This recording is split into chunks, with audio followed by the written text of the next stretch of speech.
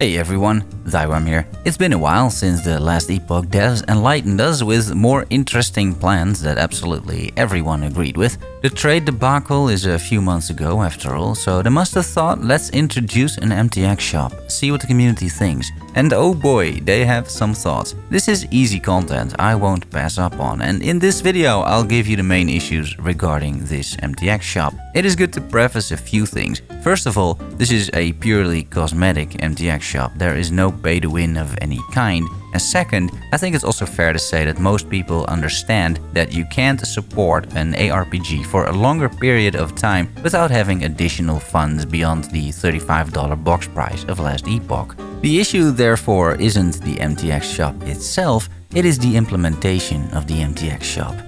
There seem to be three issues. One, the pricing of the items. It is quite expensive, is the overall opinion on the forums, especially considering this game has a box price of $35. One possible explanation for the initial prices is anchoring, which is a tactic often used in these situations. The devs initially set the price point deliberately high, that is the anchoring point, because they expected the community backlash. Then they lowered the prices to the point they always wanted them to be at, and by using this tactic, it seems they listened to feedback. Plus, they are now selling their MTX at the price they wanted all along, meaning ESG is currently knowingly putting the prices way too high. But let's talk about the prices itself in the current state. Assuming you buy the cheapest Epoch coin pack, which is the currency required to buy MTX, a simple cloak costs $9.50, and a pet, portal or fancy cloak requires you to buy coins for up to $19. There are two ways to look at this.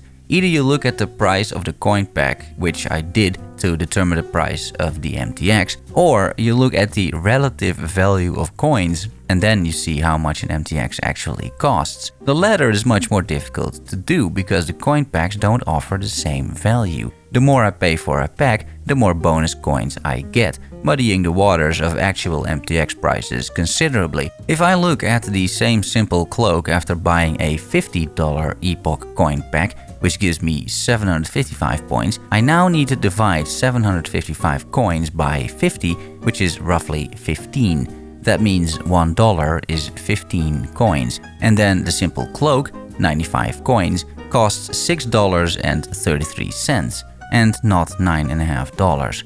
Doing these calculations brings me to my second point. While most ARPG fans are fine with doing calculations like this in-game, or watch content creators doing this for them to min-max builds, you will notice that people start to find having to calculate all of this a lot more problematic when it is required to figure out the price of an MTX. And rightfully so. The conversion ratio here is quite ugly. The whole point of setting up this price and coin and conversion structure is to confuse the customers with bonus coins, weird MTX cost amounts of 185, 165, 95, and no real way to buy a coin pack for just one MTX. ESG makes us spend way more than we should by decoupling actual monetary value using coins so people don't realize they're spending money. And ESG is really using every trick in the MTX book here to get the most money out of their loyal consumers. And that doesn't sit well with the community, who have been supporting this game through thick and thin. Now, probably the counter-argument here is reality.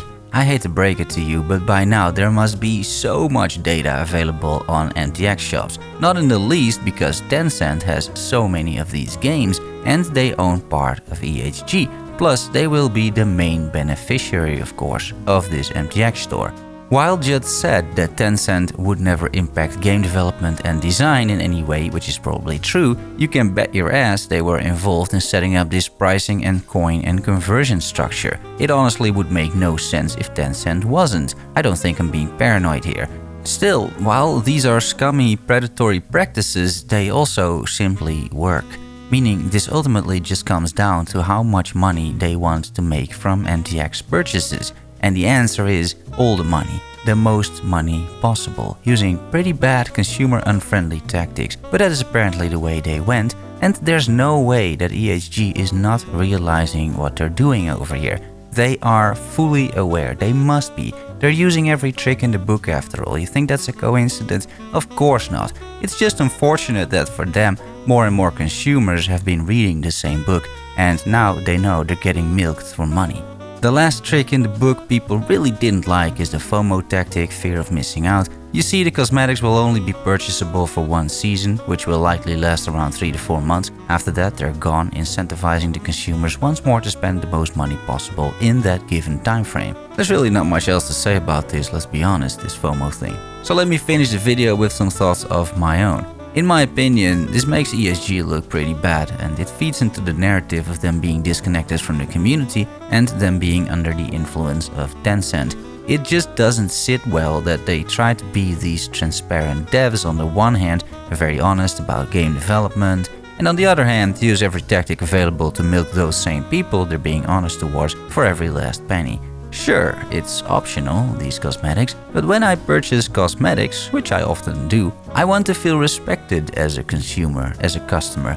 I don't want to have FOMO tactics pulled on me, or feel the need to buy the biggest pack available to get the most value. I don't want to use a calculator to figure out the price of an MTX. Just make it a straightforward conversion ratio, like it always was with the supported packs. $1 is 10 coins, easy. Don't pull that bonus coin bullshit on me either.